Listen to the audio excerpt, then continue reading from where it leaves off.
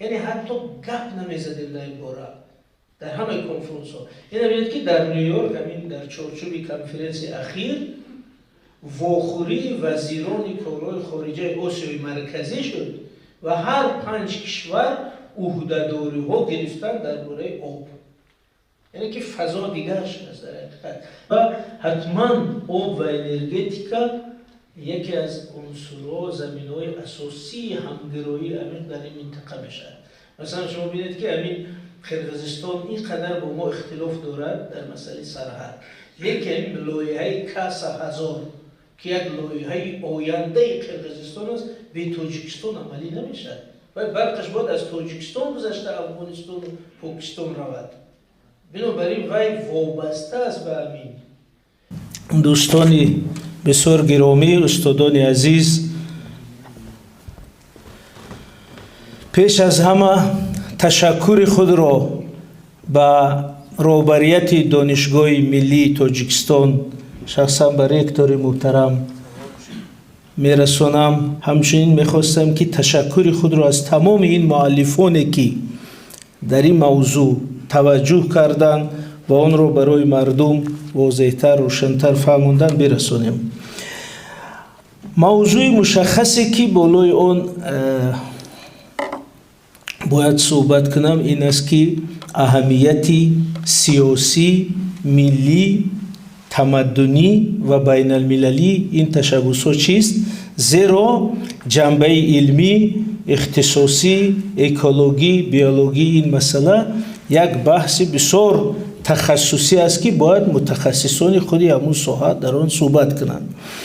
از این رو با اجازت شما ما یک تحلیل. پیش از همه تشکر خود را به رهبریت دانشگاه ملی تاجیکستان شخصا به رکتور محترم میرسانم. همچنین میخواستم که تشکر خود را از تمام این مؤلفانی که در این موضوع توجه کردند و آن را برای مردم واضح‌تر روشن‌تر فهماندن برسانیم.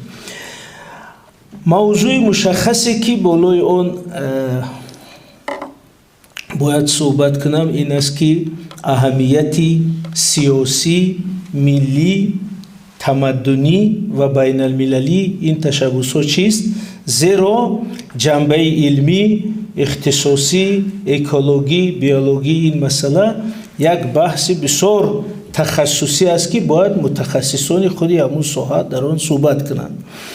از این رو با اجازت شما ما یک تحلیل سیاست شناسی و بین المللی این مسئله رو میگذاریم، زیرا در همین نوشته هایی که در فضای اطلاعاتی در رسانه ها مشاهده می شوند بیشتر هم جنبه های علمی، اقتصادی، اجتماعی، بیولوژی، اکولوژی آن توجه شده است. جنبه سیاسی بین المللی تمدنی آن باید به طور شایسته بررسی شود. اگر از این آغاز کنیم که ماهیت همین تشبس چیست؟ تاجیکستان همچون کشوری که 14,000 پیریخ دارد و این پیریخ ها حدودی 8,500 کیلومتر مربع مساحت را اشغال میکنند و حدوداً نزدیک 6.5 تا 7% حدود تاجیکستان رو پیریخ ها اشغال میکنند. اگر بینید ما در آمارها میگیم که تاجیکستان 93% کوه است و 7% همواری. همین مساحت پیریخ های ما تقریبا برابر مساحت همواری های ما است. اینقدر عظمت دارد و کشوری که 1000 دریا، 1300 کولی سرریز دارد و 60% آبهای منطقه از اینجا تشکل می‌یابند. با این همه امکانیت فقط 5% این آبها را استفاده می‌کند. شاهد این است که این پیریخ‌ها، این آبها در حال کاهش یافتنند و این نه تنها مسئله خاصی ماست، در همه جهان این است. شما این رو خوب می‌دانید. بنابراین تاجیکستان همچون کشوری بالا آب، کشوری که در اینجا آب تشکل می‌یابد، کشوری که سرگاه آب در اینجاست، حقوق دارد که این گونه تشبس نشان دهد این گونه مسئله گذارد، این گونه دعوت کند، این گونه هشدار دهد. از این رو این یک زمینه طبیعی و اکولوژی مسئله است. ولی از نظر منفعت‌های ملی اگر به این مسئله نگاه کنیم، از 4 هدف استراتژی که تاجیکستان دارد 3 تایون مستقیما به آب وابسته است. وقتی ما میگیم که تامین استقلال انرژتیکی، انرژی ما 98% از آب است، یعنی که تامین استقلال انرژتیکی فقط در حالت بودن، دسترس بودن، فراوان بودن، جاری بودن این آبها امکان پذیر است. وقتی میگیم امنیت یا زوقواری همچون هدف دوم استراتژی، اون هم بدون آب تصور نمیشد، زیرا رشد کشاورزی، تامین محصولات، امنیتی و زوقواری به معنای اولیش البته فقط در حالت بودن، فراوان بودن، دسترس بودن، جاری بودن آبها امکان پذیر است. رشد صنعتی هم همین گونه است، زیرا ما هدف استراتژی 4 رشد صنعتی رو با نظر داشت آن وارد برنامه کردیم که روغن ساخته میشد، برق فراوان میشد، در اساس برق ارزان و دسترس و فراوان صنعت کشور رشد داده میشد و مدل اقتصادی کشور از مدل اگراری صنعتی به مدل صنعتی اگراری گذرانده میشد با بالا بردن سهم صنعت در ساختار اقتصادی کشور. بنابراین هدف سوم هم به آب تصور نمیشد، زیرا پشت اون انرژی که باید عامل رشد صنعتی ما باشد آب ایستاده است. از این رو از نظر منفعت‌های ملی، رشد این کشور، آینده کشور هم نگاه کنیم، مسئله آب مسئله آینده تاجیکستان است، آب قدرت تاجیکستان است، آب شانسی تاجیکستان است، آب امکانیتی بزرگی تاجیکستان است و تهدید به آب، این تهدید به آینده تاجیکستان است. تهدید به آب، تهدید به امنیت و دورنمای رشد تاجیکستان است. از این رو ما میتونیم بگیم که با باوری که این تشبس ها از متن منفعت های ملی کشور برخواستند و زمینه همینگونه قوی منطقی علمی دارند. و همچنین دو سخن درباره زمینه حقوقیش گفتم. اینجا استادای حقوق، سیاست شناسی، مناسبات های بین المللی هم هستند. این سیاست زمینه قوی حقوقی در قانونگذاری ما دارد و از جمله در کانسپت سیاست خارجی جمهوری تاجیکستان ما چند جا مسئله آب رو داریم. از جمله 3 جای هست که ما در بخش چالش‌های منطقوی، در بخش چالش‌های بین‌المللی دقیقاً ذکر شده است که مسئله آب، نارسایی آب، مسئله دموگرافی، اکولوژی جزء چالش‌های بزرگ جهانی هستند. ولی در کانسپت سیاست خارجی یک بخش علاهیده در باب سوم، در باب اولویت‌های سیاست خارجی یک بخش علاهیده داریم به نام دیپلماتی در ساحه آب و در اونجا دقیقاً نوشته شده است که دیپلمات آب چی است، هدفش چی است، سمتش چی است، اساسش چی است. بنابراین اگر جوانانی که در این موضوع تحقیق میکنن باید از همونجا سر کنن، زیرا این یگانه جایی است که چی بودن همین دیپلمات آب، ماهیت اون، سمتای اون، هدفهای اون و ضرورت اون نوشته شده است و از طرف پرزیدنت جمهوری تاجیکستان این کانسپسیا تصدیق شده است. از این رو اگر از همین کانسپت 2 نکته مهم است که من میخواستم برای همین مقدمه ذکر کنم. یکیش این است که در اونجا دقیقاً آمده است که دیپلماتی همکاری در ساحه آب یکی از سمت‌های اولویت‌ناک سیاست خارجی جمهوری تاجیکستان باشد و دوم در اونجا یک حرف بسیار مهم است که تاجیکستان همچون کشوری بالا آب هرگز برای تأمین منطقه با آب مانع ایجاد نمی‌کند. چون کانسپت سال 2015 قبول شده است. این گپ در اون وقت بسیار مهم بود، زیرا وقت یک خیلی سیاست فضای اطلاعاتی ساخته بود که در منطقه ساخته شده بود که گویا تاجیکستان با ساختن روغن، با ساختن سدهای روی دریای وخش آبی پایان آب رو میبندد، آب منطقه رو میبندد. برای همین پیشوای ملت در همون وقت در کانسپت سیاست خارجی همین بند رو وارد کرده بودند که نوشته شود به جهانیان، به منطقه تعهد داده شد که تاجیکستان هرگز آب را بروی همسایه ها نمیبندد و این عبارت در سخنرانی های دیگر هم هستند، ولی در کنسپسی سیاست خارجی تاجیکستان همچون سندی اساسی معین کننده سیاست خارجی ثبت گشته است و این بسیار حرف مهم است. یعنی سیاست آب، دیپلمات آب در اساس یک بعضی استوار و رسمی حقوقی پیش برده می شد و در این طول بیش از 20 سالی که این سمت سیاست خارجی رفته است 5 تشبس اساسی تاجیکستان قبول شد. ما اونها رو ذکر نمی کنیم، ولی یک نکته دیگر رو در شناخت اونها اگر در نظر گیریم این است که اگر شما می 5 تشبس رو پی هم گذارید، دقیقاً می بینید که در این 20 سال سیاست آب، دیپلمات آب زینه به زینه رشد یافته است، تکمیل یافته است. زیرا اول از یک ایده نسبتاً ماهیت انسان دوستانه داشته شروع شد که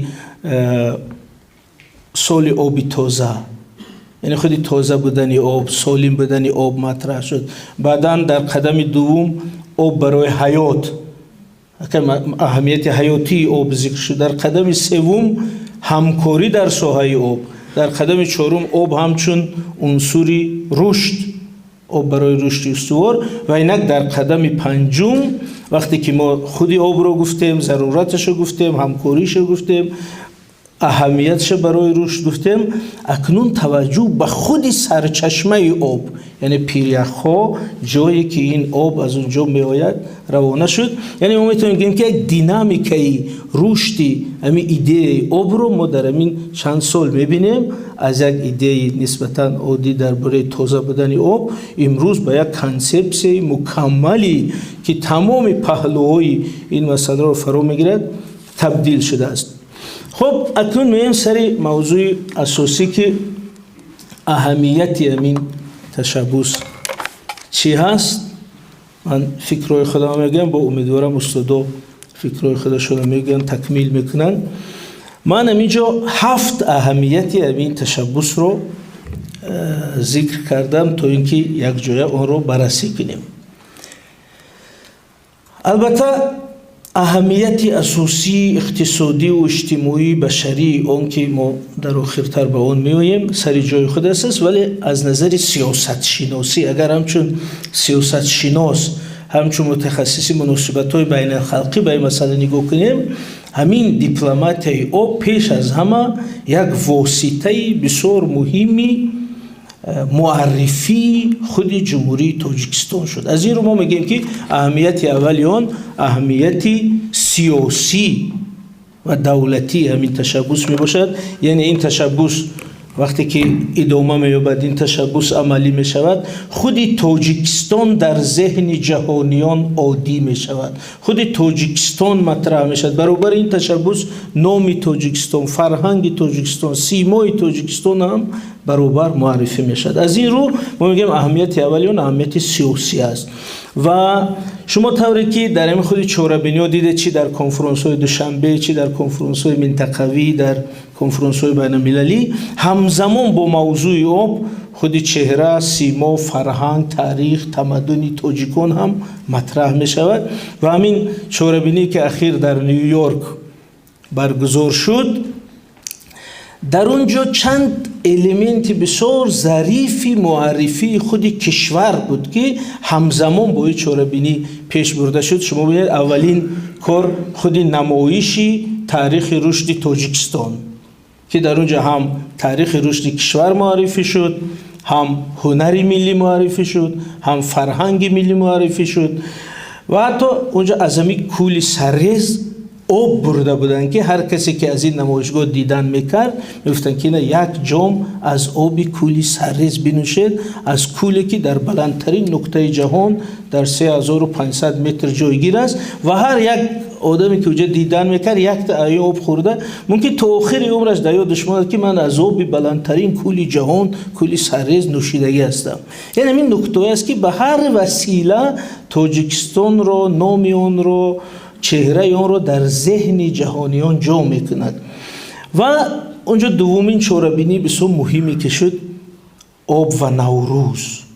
آب و نوروز چرا اونجا مهم بود؟ چون که نوروز یکی از عیدهای رسمی سازمان ملل است. حدوداً 19-20 کشور در اونجا دعوای صاحبی نوروز دارند.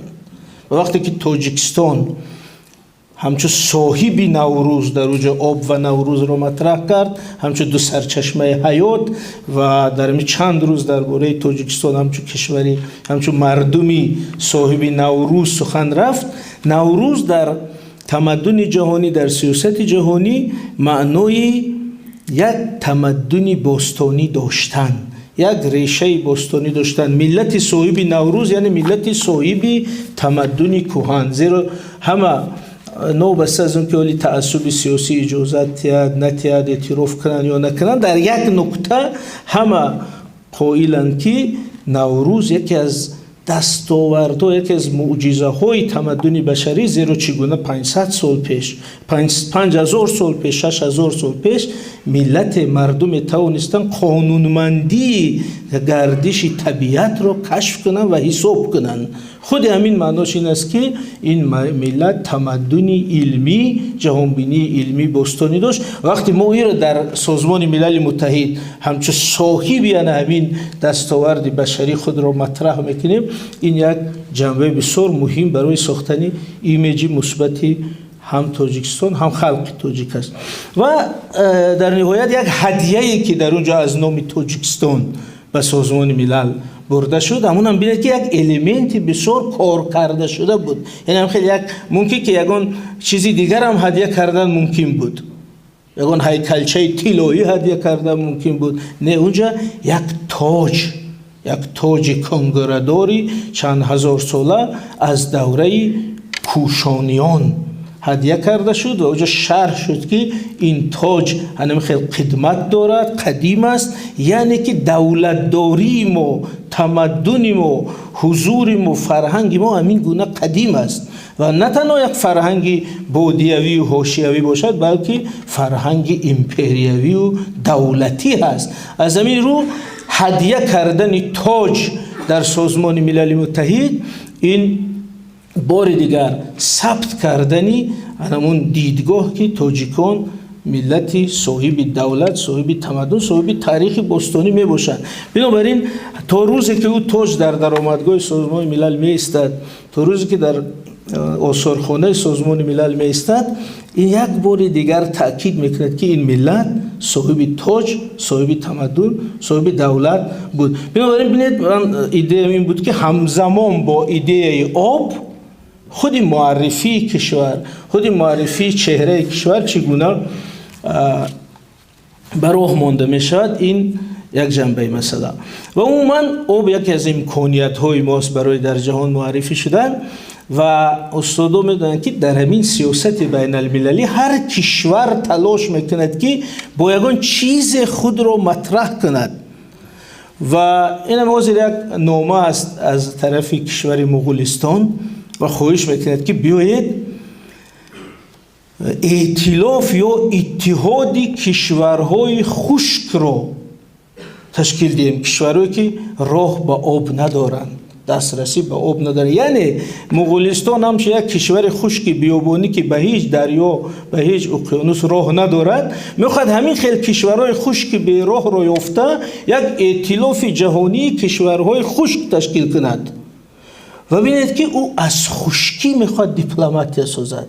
از خشکی ما که آب داریم، آب 1000 بار بهتر از خشکی است و از همین خشکی چه وقتی که وای اتحاد دولت‌های خشکی رو میسازد، حتما چندین رئیس جمهور و وزیرای خارجه و سازمان‌های بین‌المللی هر سال میرن مغولستان، اونجا کنفرانس کشورهای به آب، کنفرانس کشورهای به راه، در نتیجه همون پایتخت وای تبدیل میشه به مرکز دیپلماتی. یعنی اینش مهم است برای اون. بنابراین از هر امکان استفاده میکنیم. بنابراین آب یکی از اون امکانیت‌های بزرگ است که ما در ساختن چهره بین‌المللی خود میتونیم استفاده کنیم و عملاً دیدید که آب در همین سالا همین نقش خود را بازی کرد. آب یک پیوندی ما به جهان شد. در این سالا چقدر کنفرانس ها در دوشنبه، کنفرانس های بین خلقی، منطقوی در سطح سازمان ملل متحد، خودی دبیر کلی سازمان ملل متحد به سبب آب به دوشنبه آمد تا کلی سرریز رفت و معاونانش هم سالمیون، وزیرای خارجه، رئیسای جمهور و این آب دوشنبه رو به یک مرکزی دیپلماتی بین المللی تبدیل کرد. این نقش بین المللی و در اینجا بینید که خود همین لیدری آب بودن، تشبسکاری آب بودن به سیمای خود تاجیکستان، به سیمای پیشوای ملت یک وجهه مثبت دیگر علاوه کرد. شما ببینید که هر کسی که در سازمان ملل، نه دبیر کلی سازمان ملل وقتی که سخنرانی میکند یا سخن میگوید میگه که تاجیکستان تشبسکاری آب در جهان، پرزیدنت تاجیکستان لیدر یا پیانری مسئله های آب و این ایمیج در نام دولت ما، در نام رهبر دولت ما حقیقت استوار شده. همین دیروز من تلویزیون نگاه کردم که پرزیدنت جمهوری آذربایجان در وقت ملاقات، در وقت هم کنفرانس مطبوعاتی گفت که من با پرزیدنت جمهوری تاجیکستان برای تشبس‌های بزرگش در ساحه آب و اقلیم در سطح جهانی تشکر خود و ملت خود و دولت خود را اظهار میکنم. بینید اگر حاضر همین پرزیدنت ما به چین هم رود، به مصر هم رود، به ایران هم رود، به امریکا هم رود، همین رو میگویند حتما، چون که با همین نام، با همین عنوان، با نام لیدری مسئله آب مطرح شده است. در عموم اگر از نظر بازم مناسبت‌های بین خلقی گیریم، هر کشور تلاش میکند نام خود را، جایگاه خود را یابد و در همین وقتی که ما میگیم پلتفرم دوشنبه، روند دوشنبه در ساحه آب، این همیشه وابسته، پیوسته به نام کشور ما خواهد بود و این در سیاست خارجی هم خیلی است. مثلا در همین مسئله افغانستان ما همیشه میرفتیم، یک کنفرانس بود با نام روند استانبول و هر سال کنفرانس روند استانبول نوبسته از اون که در افغانستان صلح می شود نمیشد، حکومت ترکیه میلیون ها صرف میکرد که نام همین روند استانبول نامیده شود، چون هر بار نام ترکیه، نام استانبول در اینجا مطرح. و از همین تاریخی کشور خودمون یک مثالی بسیار جالب، ولی ژورنالیست ها اگر نباشند همین را گویم که همین در روند صلح تاجیکان یک حادثه عجیب شدگی است که مثلا مسئله اساسی در خوزده حل شد، در افغانستان حل شد، در تهران حل شد، همه چی حل شد، باید امضا میشد، ولی اون دیپلمات‌های روس گفتن که نه، این باید با نام روسیه ختم شود. اون شرطنامه رفته در مسکو امضا میکنیم، چون که باید با نام صلح تاجیکان شرطنامه مسکو شود، نه که در یک جای دیگر. وگرنه در همین کابل امضا میکنیم یا که در خوزده امضا میکردیم، ولی گفتن که باید در مسکو امضا شود با عنوانی که این باید با نام روسیه ختم شود. و 1000 سال هم اگر ما درباره صلح تاجیکان صحبت کنیم، اکنون میگیم که سازشنامه مسکو 1997، یعنی همین نامش در همینجا ثبت کرد تا ابد در تاریخ ما. بنابراین این خیلی نازکی ها دارد. از این رو وقتی میگیم روند دوشنبه درباره آب، همین قطعنامه سازمان ملل متحد چند سالی کار کنند، با نام تاجیکستان، با نام دوشنبه رفتن میگیرند، با نام تشبس کشوری ما. ولی از نظر عملی اگر در سیاست خارجی باید نگاه کنیم، ببینید پذیرفته شدن یک پیشنهاد در سطح سازمان ملل متحد یک مسئله ساده نیست. کسی کوخنی یا درونی پشت پرده سیاست خارجی رو ببینید، اگر شما شنیدید که پیشنهاد ما رو 190 دولت تصدیق کرد، جانبداری کرد، یعنی که 190 دولت، 190 دیدگاه، 190 موقع، 190 منفیت است. این خیلی نیست که اگر ما برایم در همین سازمان ملل همه نشسته باشن، یعنی که ما یک تشبس آب داریم کی طرفدار، همه میگن ما طرفدار. این خیلی ساده نیست. یعنی با همین 190 کشور باید مکاتبه شود، مذاکره شود، صحبت شود، روزگی همش گرفته شود و بعد اون آواز میدهد.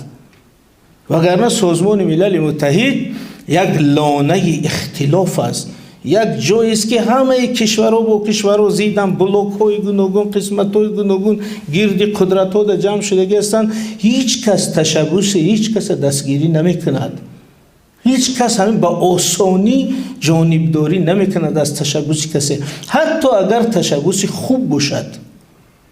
دستگیری نمیکنن، زیرا اختلاف دارن، کشورها هم دیگر اعتراف نمیکنن. بنابراین وقتی که تاجیکستان توانست همه این کشورها متحد کند در اطراف همه ایده، توانست این چهاربینی بزرگ رو در نیویورک دایر کند و توانست همه را در اوج بیارد، این پیروزی بزرگ دیپلماتی است، این پیروزی بزرگ سیاست خارجی کشور است.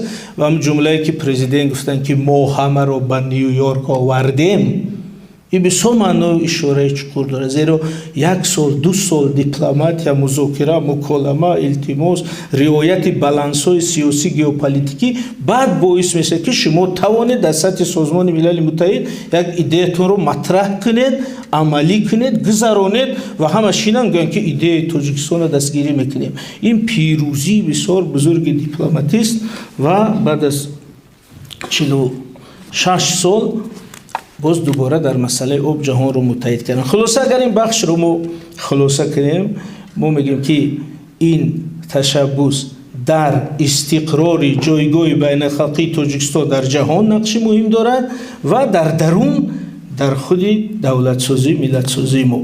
اکنون یک رجوعی اگر بگیم سیاسی کنیم به نظر ما که چرا همین مهم است برای ما، زیرا شما بینید که گوه یک ورزشکار ما در یک مسابقه جهانی جای اول میگیرد، ما اینقدر خرسند میشیم، پر از احساسات میشیم که اینا سرود ملی تاجیکستان صدا داد، پرچم تاجیکستان برداشته شد، نام تاجیکستان گرفته شد و وقتی که میبرد بالای صحنه و در جایگاه اول میستد به گردن او مدال افتخار رو میآویزند، ما قریب اشکامون میبرد که تاجیکستان در همین مسابقه جایگاه خود را یافت و این خیلی خوب است. اخیراً همین یک مشت زنی ما در مسابقه به قاعده، من شخصا مخلصش نیستم لیکن حادثه ملی شد که هزاران نفر جوان شبانه بیدار استادن که همین در مسابقه جنگ به قاعده غلبه شد و دعا کردن. در این فیسبوک بینید که چقدر گفتن، خرسندی کردن، مخلصی کردن، دعا کردن، تا سحر بیدار استادن. این خوب است، ملت همین گونه ساخته میشه وقتی احساسات مشترک با وجود بیاید. ولی اکنون تصور کنید که حادثه 1000 برابر مهمتر از این رخ داد، یعنی پرزیدنت جمهوری تاجیکستان، راهبر دولت ما، نماینده ما 3 روز در صدر منبر سازمان ملل متحد، 3 روز صحنه‌دار و میدانداری، یعنی صحنه دیپلمات جهانی. و در این مدت میبینیم که در یک هفته همه سخن از تاجیکستان، رسانه‌های جهانی سخن از تاجیکستان، در اون جمع آمدها، چون در اطراف اون تشبث حدوداً 10 چهاربینی کلانی بین خلقی گذشت و حدوداً 14 ملاقات دو جانبه.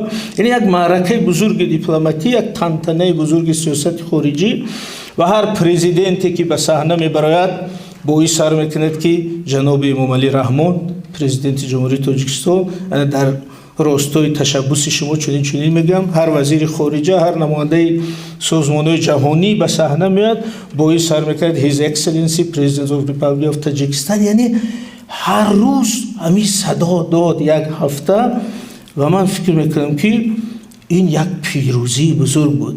رهبری دولتی که اگر در خریطه جهانی خواهی نشانتی نمیابی قریب، در بسیار خریطه‌های جهانی رقم میمونن و در تگش تاجیکستان مینویسن چون جا نمیشه. ولی همین رهبر همین دولت برآمده در صحنه جهانی با نام خیلی بزرگی و عظمت و افتخار جهانداری و که منبرداری میکنه. از این رو این اوج افتخار ماست و من نظر این است که همین دستگاه ایدئولوژی ما میتوانست از یک جشن ملی کند. چون که از یک گشتینگی را پیشواز میگیریم، یک جشن ملی میکنیم، از این جشن ملی کند و در ذهن هر یک ملت شناند که همین صحیفه درخشان تاریخ دولتداری ما است. این حادثه نادر است در تاریخ ما و اگر با این را اگر کمی تاریخی گپ زدیم، این آرمان 1000 ساله این ملت بود. این تنتنه آرمان نسل به نسل همین ملت است که در یاد استقلال مثلا کشته شدن، مردن، شهید شدن و بازم اگر بدیهی کردگیم این هورمون هم استاد رودکی و هورمون فردوسی، هورمون عینی و هورمون نصرت الله مخصوم و شیرین شاه و تیمور اینا بود که آرزوشون این بود که یک روز همچو دولت مستقل در صحنه جهانی تاجیکان هم ظهور کنند و بنابراین همین تنتنه یک تنتنه دولتداری ملی تاجیکان بود. و از این رو من میخوام بگم که هیچ تاجیک نمیتواند با این مخالف باشد، هیچ تاجیک نمیتواند این را نقد کند، تنقید کند، کم نشان دهد، چون که حساب این تنتنه، حساب این افتخار از همه حسابهای سیاسی جداست، از همه اختلافهای سیاسی جداست. هیچ مشکل اجتماعی و سیاسی نمیتواند این را کم رنگ کند. از این رو این لحظه تنتنه ملت است، لحظه تنتنه دولت است، لحظه اینجا سخن از دولت، از ملت، از وطن می رود. برای همین شرط نیست که همین آدم عضو کمانده پرزیدنت باشه یا جانبدارش باشه یا جانبدار حزبش باشد، همین که اعضای همین ملت باشد پر از افتخار میشه، همین که اعضای همین وطن باشد، عضو همین وطن باشد پر از افتخار میشه. از این رو من مثلا شخصا خودم من یکم خدمتچی دولتی نیستم، لیکن وقتی همین در تلویزیون شب همین را نگاه میکردم قریب کم کودک بیدار کنم بگم که خیزید همین را بینید، یعنی هم خیلی احساسی شده گفتن که خیزید بینید ما با همین روز رسیدیم. از این رو یعنی این یک لحظه بسیار مهم در تاریخ دولتداری ما است. از تاریخ دولت ها میتونیم بگیم که ایمیج همین گونه ساخته میشد، یک اعتبار، یک نام، یک اعتراف همین گونه ساخته میشد، ذره به ذره، قدم به قدم. و اکنون چون دانشگاه است که به تحلیل برگردیم که چرا نشد جشن ملی، همون نوشتیم گفتیم اخبارات تلویزیون گفتن ولی جشن ملی چرا نشد؟ چون که موافق همین نظریه ملت شناسی ما هنوز همین ارزش های دولتی من را تا سطح ارزش های شخصی درک نکردیم.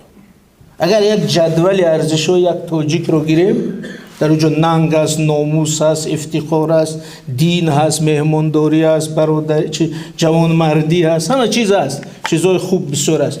ولی دولتداری همچو افتخار، همچون مسئله شخصی، همچون منفعت شخصی، همچون ارزش شخصی هنوز در جدولی ارزش‌های ما جا نشده است.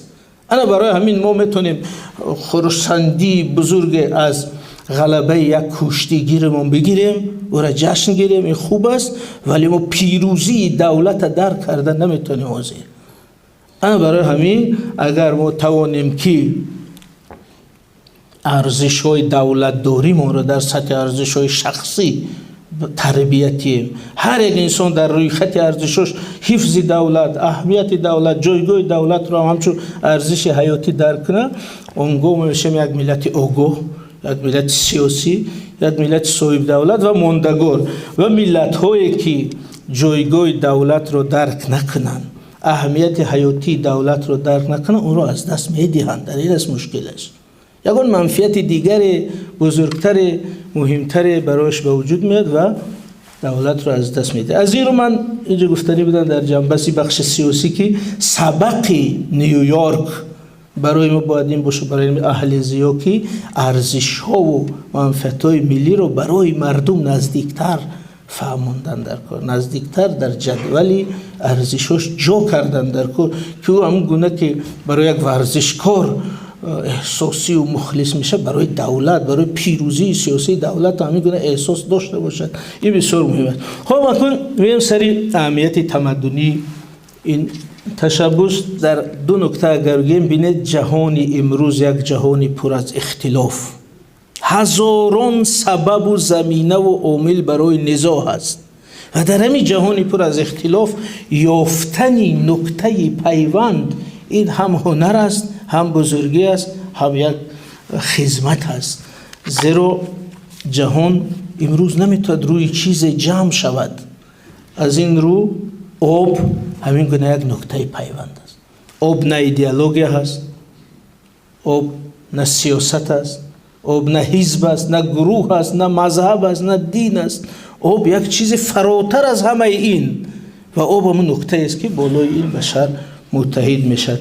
از این رو ما فکر میکنم که انتخاب آب همچون یک سمتی دیپلماتی یک انتخاب بسیار آگاهانه و ظریف بوده است و این در طول همین مدت در همین بستر جهانی پر از اختلاف مشخص شد. و چرا آب جای اختلاف نیست؟ چون که اصلا انسان خودش از آب آفریده شده است.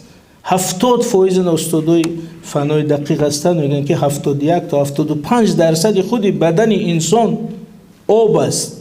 این اینجا نماینده چند دین و ملت و حزب و گروه و کافدره و فاکولته و نشسته باشه، هر یکیش یک ظرف آب است. اگر 70 کیلو باشیم 50 کیلو یک ظرف 50 لیتره آب است. اگر اینجا 400 نفر باشه مثلا میگن که 20 تن آب نشسته است. بنابراین انسان همچون موجودی که ساخت خودش از آب است با آب چی مخالفت دارد؟ از این رو آب همون نقطه است که ما رو میتونه پیوست کند بشر رو. و من از روی تجربه میگم که اگر ما در همین مرحله یکم پیشنهاد سیاسی، ایدئولوژی، فرهنگی و صحنه میگذاشتیم، حتی اگر پیشنهاد خوب نمیگذشت چون وضعیت بین المللی اجازه نمیده، ولی آب همه این مانع‌ها رو گذشته و همون جایگاه لازمی نشست. چون که آب اون مسئله است که پیوند، جای پیوند است. همون شعاری که در فرهنگ ما است که ما برای وصل کردن آمدیم، امروز در شکل بیای در اطراف آب متحد شویم، از سوی پیشوای ملت صدا داد و این هم یک پیروزی کلان است. و سوم اهمیت ملی و جنبه ملی همین تشبث را هم باید ذکر کنیم، چون که باید درک شود که این از آسمان نآمده است، از جای خالی برنخواسته است، بلکه همین تشبث آب از متن فرهنگ ما بیرون آمده است، از همین جوهر تمدن و فرهنگ ما، از جوهر ارزش‌های ملی ما بیرون آمده است و این یک پیام نیکی تاجیکان به جهانیان است. پیام ملتی که در سرگاه آب نشسته است، در فرهنگش آب جایگاه محوری دارد و البته ما جایگاه آب در فرهنگ ما یک بحث بسیار بزرگ است رو نمیتونیم اینجا مطرح کنیم. اگر هم خیلی سرسری ذکر کنیم بینید آب در فرهنگ ما از این فرهنگ باستانی تا امروز، از اوستا تا امروز یک جایگاه محوری دارد. همه شهر و دهه و روستاهای ما در کنار آبند و هم یک ورزا روید، از ورزاب و چنگاب و تکاب و دوغابا هم خیلی سرش نامی همش پر آب و اصلا ما آبادی ما در اطراف آب است. خودی آب رمزی آبادی، خودی کلمه آبادی از ریشه آب است در ما، یعنی پیوست بین این دو چیز. و جنبه ناموسی آب هم برای ما مهم است، زیرا کلمه آبرو یعنی از همین ریشه آب، یعنی اگر آبرو ریزد او روی خشک است دیگر، روی بینور است، روی بنابراین حتی کلمه آبرو را از همین فرهنگ ما با آب پیوست کرده است و آب رمز وحدت. شما بدونید آب اگر 100 پاره گردد باز با هم آشناست. آب پاک داشتن این گپا زیاد است و تشنه را آب دادن یک ارزش مهمی فرهنگ ما بود و همین در مکتب اگر یادتون باشه داستانی خیر و شر میخوندیم از نظامی گنجوی و عجیب است که نظامی میگه که این در فرهنگ ما نشده است. همین خیر و شر این داستانی چینی است که بانوی چین زی چهره چین بگشاد، هم خیلی سرمش که و از رطب جوی انگوبین بگشاد، یعنی زنی چینی خسرو ایره نقل کرده است، همچون قصه چینی که همین خیر و شر در بیابون رفتن و شر جنایت اساسیش این بود که آب نداد به رفیقش و همین آب ندادن را ادبیات ما محکوم کرد است، فرهنگ ما محکوم کرد است. بنابراین این یک جنایت است در ادبیات ما. از این رو ما ملت که ارزش‌های آب محور داریم و هزاران شعر و داستان و قصه و مثل در ادبیات ما هست. همین داستان خسرو و شیرین هم بینه ایده اساسیش این است که شیرین از خسرو میگه اگر میخوای به وصال من رسی یک جوی آب گذران. نمیگه یگان چی بیار یگان کارنامه کن. بزرگترین کارنامهش همین گذراندن جوی آب است. اینا بسیار رمزی بزرگ است که در ادبیات ما و مردم ما آب رو همیشه میشناختن. شما همین بحثی ابو علی سینا با شیخ ابو سعید هست درباره ای که آب. استاد قناعت در داستانی گهواره سینا به فکر میگن اگر در آب باشد آب گینه، اگر پر آب باشد آب گینه. یعنی بحث میکنن که اگر آب، یعنی که آب رو هم در حالت مایع میشناختن، هم در حالت جامد یخ، هم در حالت بخار. در این بحث سینا با ابو سعید او میگه که اگر ظرف پوری آب باشد و در بیرونش آب باشد، اگر یخ حجمش کلان شود کدامش پیش بهتر کد. یعنی سوالای کاملا جدیدترین علمی و درباره آب گپ بسیار است و میخواستن که در یک مثال ببینیم که همین آب رو تا چی حد گذشتگان ما زیبا درک میکردن. همین یک بیت بزرگی سبک هندی است، اونجا میگه که زیاران کینه در خاطر یاران نمیماند، بر روی آب جای قطره باران نمیماند. شما میگید که ما همین هر روز میبینیم، خیلی آب باران میچکد روی آب، یک لحظه بعد هیچ جای اثری از اون نمیماند. ما میرم مشاهده میکنیم که شاعری ما، فرهنگی ما چگونه ای را زیبا تصویر کرده است که در روی آب جای قطره باران نمیماند، زیرا آب و باران از یک جنسند، ترکیبشون یکشی است. و این میارد به دوستی. زیاران کینه در خاطر یاران نمیماند.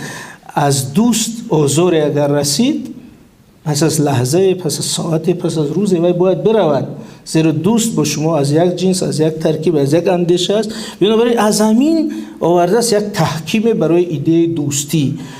بنابراین من میخواستم به یک گپ بگم که ما آب رو بسیار خوب میشناختیم. این بحثی کلان است در فرهنگ ما و خلاصه این بحث این است که ما با باوری میتونیم بگیم که این تشبث درباره آب ادامه همی تمدن ما است، تجلی همی فرهنگی بزرگ ما است که در محور آن چنین عنصری پاک و مقدس مثل آب ایستاده است. این جنبه ملیش. اکنون چهارم اهمیتی امنیتی اون چی است؟ این بازم به همون ساحه سیاسی ما مربوط است. اهمیتی این تشبث در چی است؟ این که همین دیپلمات آب فقط یک اعلان، یک سخن است، بلکه یک سلسله چاره‌بینی های دیپلماتی، گفتگو، مکالمه، مذاکره در ساحه آب رو در نظر دارد و از جمله ایجاد چارچوب های حل مسئله های آب، ایجاد مکانیزم های همکاری در ساحه آب، ایجاد قانون های خوب برای آب. حتی حاضر یک محفل به معنای بگم تشکیلات، اگر در سازمان بین المللی ولی تو تشکیلات اول یک گروپ میشه، بعد محفل میشه، بعد ممکن کم کم این به سازمان تبدیل یابد. حاضر از محفل دوستان آب، 10 کشور در آن اعضا، کشورهای دوست آب. یعنی اینا چیکار میکنن؟ میشینن مسائل آبی منطقه جهان رو مطرح میکنن، برای حل اون پیشنهاد میکنن برای دریاهای فراملی. و ببینید که یک سلسله اقدامات برای حل مسائل آب صورت میگیرد و جنگ آب در جهان یکی از جنگ‌های بسیار دهشتناک و گسترده، زیرا به حساب علمی همین لحظه که ما شما صحبت میکنیم 200 دریا جاری است که بالای آن بحث است. یعنی از دریایی که از 2 3 4 کشور میگذره و کشورها بالای استفاده اون بحث داره. مثلا شما بدید همین بالای دریای نیل چقدر بحث بین سودان و مصر هست، بالای دریای اروان بین عراق و ایران چی بحث است، بالای دریای هریرود بین افغانستان و ایران بحث است، کشورهای آسیای مرکزی، کشورهای بالا و پایان آب چقدر بحث دارند. حالا ما خوشبختانه در همین سالهای اخیر این بحث آب در آسیای میانه تا حد خاموش شد، ولی اون ماهیتاً از بین نرفته است. با تغییر سیاست این یا اون کشور بتواند دوباره ظهور کند، اون در جوش ایستاده است.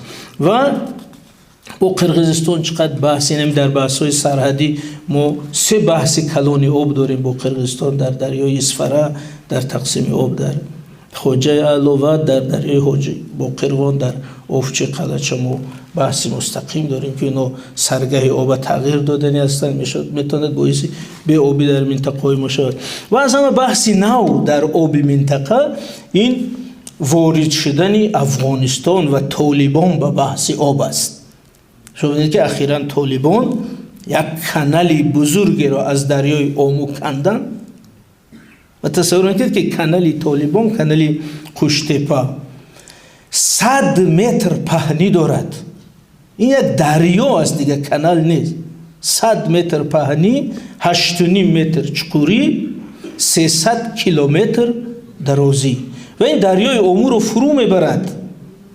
اکنون تصور کنید که با وارد شدن افغانستان به بحث‌های آبی منطقه، جنگ آب، نزاع آب به یک مرحله نوی خود گذشت و اون کشورهای خصوصا ای به تاجیکستان کمتر دخل داره مسئله کانال، چون که از حدود ولایت بلخ میکنه اصلا آبی ترکمنستان و ازبکستان میبرد. و اکنون تصور کنید که این کشورهایی که طالبان حمایت کردن، طالبان بی خطر گفتن، طالبان دستگیری کردن، الان با مشکلی اساسی روبرو شدن و هیچ کار هم کردن نمیتونن، زیرا طالبان الان 40 کیلومتری کانال رو کندن و دریای اومو رو قریب نصفش برمیگرداند به اون طرف. همین 100 متر پهنی اگر شما همین تقریبا درواز پایینتر از شروع بود بالاتر روید، دریای اومو خودش هم 100 متر است. بنابراین تمام دریا رو میتوند به طرف افغانستان برگرداند. وقتش ما میخواستیم اینجا سد کنیم، آب تنظیم کنیم، زمستان جمع کنیم، تابستان تیم، اونو که اعتراض کردن. انا که طالبا اومدن تماما آب گردوندن طرف خود، انا که اعتراض کردن. بنابراین ما چی گفتیم که یعنی مسئله آب هم چون مسئله امنیتی بسیار مسئله حساس است و همین پیشنهادهای تاجیکستان اگر عملی شود، اگر درست درک شود، چارچوبای علی مسئله با وجود بیاید، حداقل 200 جنگ را پیشگیری میکند. 200 جنگی که بالای 200 رودخانه مشترک میشد. و پنجم اهمیت انسانیش اگر در دو نقطه گویم اهمیت انسانی چه در نظر داریم، یعنی تا چه حد برای انسانی عادی، برای بشر همین میتونه مفید باشد، زیرا تشبث فقط مجلس نیست. تشبث یعنی که بعد از اون قطعنامه قبول میشد، برنامه قبول میشد، بودجه میشد، چاره‌بینی ها میشد و از جمله یک بخش این آبرسانی به جهان است، به منطقه ها. و حاضر 2 میلیارد نفر در جهان مشکل آب دارند. پس ما میگیم که همین تشبث دردی دلی 2 میلیارد نفر است. درد دلی فقط ما نیست، در دل 2 میلیارد نفر. و چقدر آدم ها از بیابی میمورن، این امور معلوم است. و چی گفتن در همین تفسیر همینجا که وقتی که در روستاهای دوردستی فرضاً بنگلادش است یا که افریقای شمالی است یا که امریکای جنوبی است، یک جا لوله آب میکشن در دایره همین لایه، ثواب آن به تاجیکستان هم میرسد. سهم تاجیکستان در همون جا هم است. وقتی که یک کودک در کدام روستای جهان از آبکشی رها می‌یابد و به مکتب می‌رود، در اونجا سهم تاجیکستان، سهم تشبث، سهم پیشروی ملت است. بنابراین اینجا جنبه اگر معنوی بگیم جنبه ثوابی بزرگم دارد، جنبه بشری بزرگم دارد. و طوری که دبیر سازمان ملل متحد گفت این مسئله در حل بیماری‌های سرایتی، اونجا دقیقاً گفت که تا زمانی که دسترسی بشر به آب تازه حل نشود، مسئله سپید، سیل و رجه حل نمیشد، چون اینا بهداشت میخوان، اینا آب فراوان میخوان. خب اکنون ششم از اهمیت اکولوژیش گفتیم، چون برای که در این وقت بگنجیم کمتر با سرعت گپ زنیم. اگر خب اهمیت اکولوژیش چی است؟ ما گفتیم مسئله تخصصی در دخالت نمیکنیم، زیرا بینید اگر آدم به موضوع خودش نمیدانستگی دخالت کند حتما خجالت میشد. من یک مثال میگم، من این از 52 ساله مثلا، خب من همین سال فهمیدم که یخ چخیل آب میشد است. مثلا ما اولین بار من به پیر یخ رفتم، من اولش که شاید همه شما همین حالت داشته باشه کی همیجا پیر یخ دید است، ما ندیدیم. من اولین بار در 52 سالگی رفتم پیر یخ دیدم و اونجا هم علیم یک شرح عجیب داد. مثلا گفتم پیر یخ چقدر آب میشد، همین در درون پیر یخ این قدری کیرم هست، کیرمای سفید سفید، کیرمی ترما، همین یخ میخورد، همین یخ خورده تا بالا میبراید و در درون یخ یک نیچه خالی پیدا میشه و هوای گرم نور آفتاب از طریق همون نیچه ها به ترکیب پریخ می‌دارند و همون مقدار لازمش آب میکند و دریاها حاصل میشن. شما تصور که این هم معجزه است هم حیرت آور است. مثلا من بار اول دیدم که همین خیلی چی بوده است، ممکن هزار گپ دیگه باشد ما نمیدونیم. بنابراین او پریخ شناسی و اکولوژی یک ساحه بسیار محترم خودش است. ولی به طور عمومی اگر بگیم از نظر عمومی اهمیت اکولوژی مسئله در آن است که خود آب، خیلی پرزیدنت گفتن که نگاهی نو به آب باید تشکل یابد. همین نگاه نو به آب از جمله این است که آب رو فقط همین برای استعمال، فقط برای مصرف در نظر نگیریم که میخوریم آب هست یا نیست، همین قدر نیست مسئله، بلکه آب این عنصر اساسی زنده بودن تمام طبیعت است. مثلا آب اگر هست یا نیست، این سرنوشت جنگل هم حل میشه، سرنوشت چشمه هم، دریا هم، کول هم، اکولوژی هم، سرنوشت محیط سبز، هوای تازه، همه این آب. یعنی ما ولی پریخ رو تصور میکنیم که در یک جای دور است، هست یا نیست، برای ما مهم نیست، ما آب خورده گشتیم، ولی همه کار اونجا حل میشد تا زمانی که ما پریخ هست این شادابی هست. من بازم یک حادثه جالب اگر بگم، همین 2 سال پیش به ناحیه سنگوار سفر کرده بودیم، با رئیس ناحیه صحبت داشتیم. رئیس ناحیه سنگوار یک چیز عجیب گفتن که هر 2 هفته یک بار با جناب عالی باید من گزارش دهم درباره وضعیت ناحیه. همین گرافیک بوده است که در یک ماه 2 بار رئیس ناحیه، از بس که ناحیه سنگوار تابع جمهوریه، رئیس ولایت ندارن، به واسطه به خود پرزیدنت یک بار 15 دقیقه تلفنی باید گزارش دهد که همین ناحیه سنگوار در چه حال است. بعد گفت که همین وقتی که میگن که پگاه ساعت 5 نوبت شماست از دستگاه زنگ میزنن، تز رئیسای جماعت روان میکنن به کوه، یعنی که تو در این جماعت برف چین کن. چون که جناب عالی اول میپرسه که در صغیردشت برف چند سانتی متره، در لنگر برف چند سانتی متره، در حضرت بورق برف چند سانتی متره. یعنی گفت که سردار دولت هر بار برف میپرسد که چند سانتی متر است در کدام منطقه. انا تو همین درجه این مهم است، زیرا وقتی که او سعدی گفته بود اگر باران به کوهستان نبارد به سال دجله گردد خشک روده، یعنی همه مسئله در اونجا است. بنابراین پرزیدنت از رئیس ناحیه میپرسد که بین در کدام منطقه چند سانتی متر برف است، از روی همه آینده روغن، آینده آب، آینده انرژی، آینده رشد کشور رو در نظر میگیره. این ببینید این هم یک لحظه مهم است. و عموما اگر از جنبه اکولوژی بجقورتره میبینید که همین مسئله آب و امنیتی خود زندگی چقدر مربوط است، زیرا مثلا علمای اکولوژ میگن که اگر پریخ آب شوند، آب زمین حدوداً 60 تا 65 متر بلند میشد.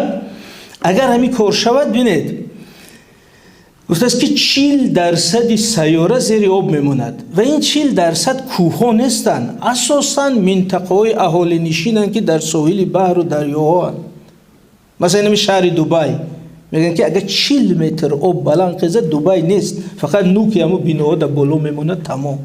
شهر نیویورک اگر 30 متر آب بلند شد نیویورک پورا تگ آب میشد.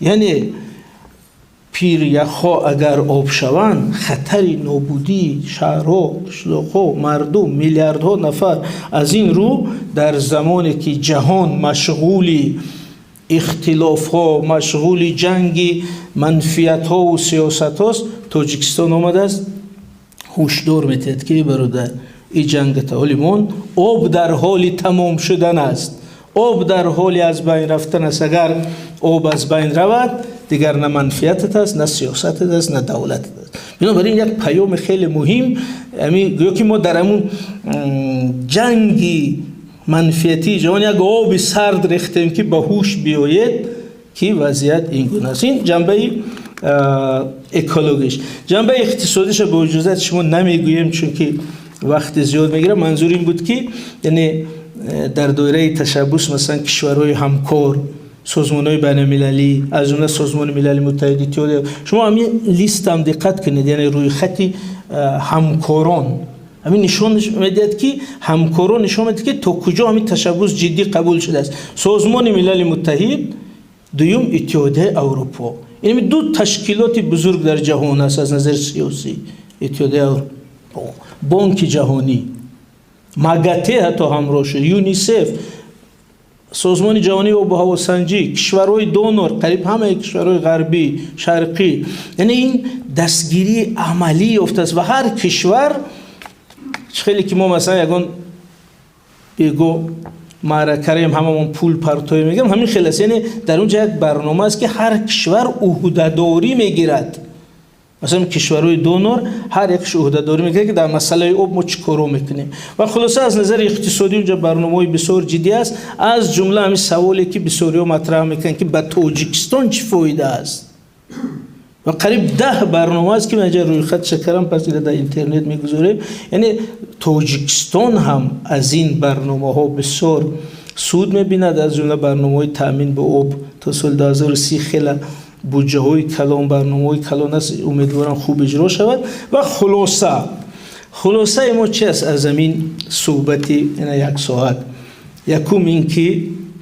یکم از همین صحبت دیدیم که تشبث‌های پیشوای ملت در مسئله آب و اقلیم این یک شعار، یک گپ خالی نیست، بلکه یک سیاست مکمل، منطقی، پیگیرانه و در حال تشکل است. و از این نقطه A تا نقطه B چه تشکل یافته است دیدیم. این یک. دوم اینکه این تشبث ها از متن منفیت های ملی تاجیکستان برخواسته است، اهمیت عملی دارد. این برای رکلام جایگاه یافتن نیست، برای ایمیج ساختن است. این هوشدار درباره خود آینده تاجیکستان است که را گفتیم.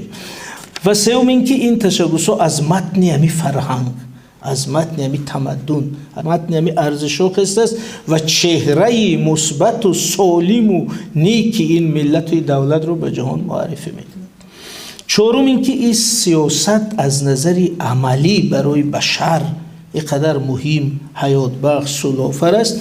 و در اینجا یکی از بحث‌های اساسی که در عامه من میبینم است، در بچه‌ها هم است، در رسانه هم است، دقیق کنیم که وقتی میگیم که این تشبث سیاره را نجات میدهد، بسیاری را به مسخره گرفتند. میگن که نه تاجیکستان سیاره را نجات میداده و تشبث ما سیاره را نجات میداده. این واهمه. اگه ببینید من دقیقا میگم این واهمه نیست. چرا؟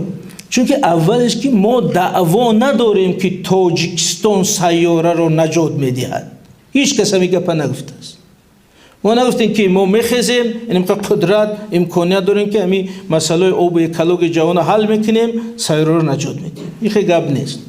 دوم اینکه سخن درباره این است که این ایده خودش همین گونه بزرگ است، واقعیتش همین گونه بزرگ است، زیرا در حقیقت اگر با همه منطقا تحلیل کنیم، سرنوشت امروزه همین سیاره به مسئله آب و اقلیم وابسته شده است.